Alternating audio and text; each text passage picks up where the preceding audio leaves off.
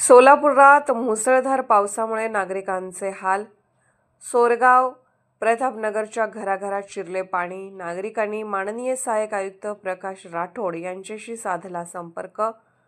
लवकरच ड्रेनेजचे काम होणार असे महापालिका अधिकारी भेटीच्या दरम्यान सांगितले। काल सोलापूर शहर आणि परिसरात मुसळधार पावसामुळे शहरातील काही सखल भागात पाणी साचले असून ड्रेनेज लाईन नसल्यामुळे सोरेगाव प्रतापनगर येथे घरात पाणी शिरून नागरिकांचे हाल झाले आहेत। सर्वत्र पाणी साचल्यामुळे दुर्गंधी, घाण, वास याचा त्रास नागरिकांना सहन करावा लागत होता। म्हणून अस्वस्थ नागरिकांनी माजी सहाय्यक आयुक्त प्रकाश राठोड यांच्याशी संपर्क साधून आपली व्यथा मांडली।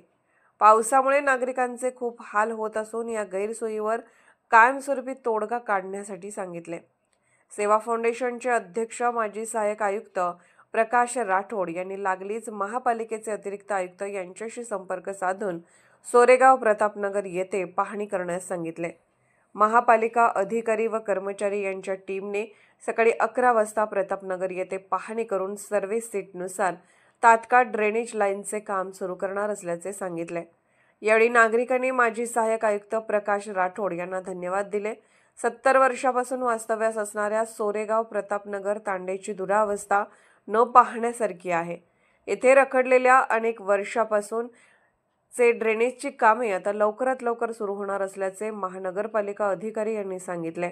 नागरिकांनी समाधान व्यक्त केले।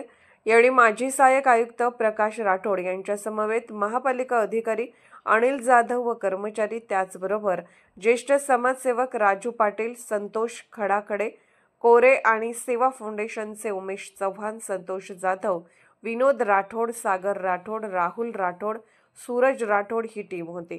तर स्थानिक नागरिक रितेश चव्हाण, काशीनाथ राठोड, विनोद राठोड, शक्ती चव्हाण आदी उपस्थित होते।